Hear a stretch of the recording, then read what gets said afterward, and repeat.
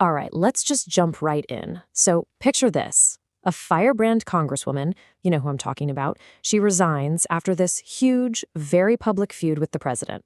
A special election gets called in one of the most conservative districts in the entire country. And what happens?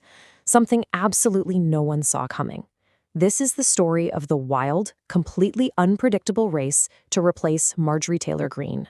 And that brings us to the central mystery we are unpacking here.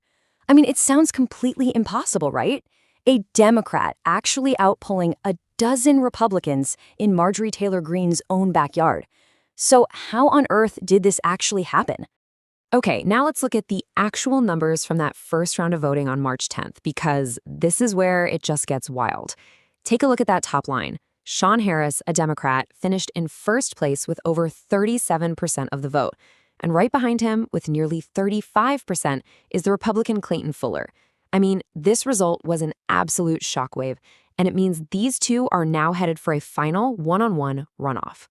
So let's really break this down. How did a Democrat pull off this stunning first-place finish? To get it, you gotta understand the district, the crazy drama that kicked this all off, and, well, the really peculiar election rules that were at play. First off, you need some serious context here.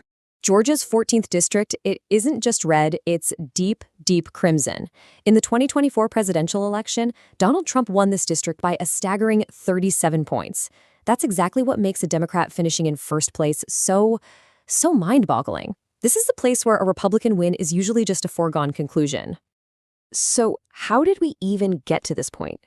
Well, this entire race was kicked off by a very public, and I mean very dramatic, political divorce right inside the MAGA movement. This wasn't some quiet retirement, it was a total political explosion. And it all happened so fast.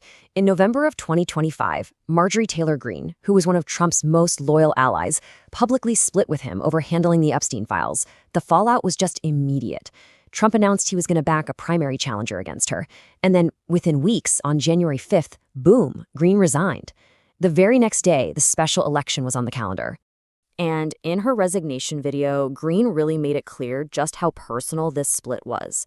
You know, she framed it as a move to spare her district what she called a hurtful and hateful primary, orchestrated by the very same president she had fought so hard for. The drama was just completely off the charts. So, with Greene out of the picture, the floodgates just burst open. But to really get what happened next, you have to understand Georgia's special election rules. They seem like they're designed for pure chaos.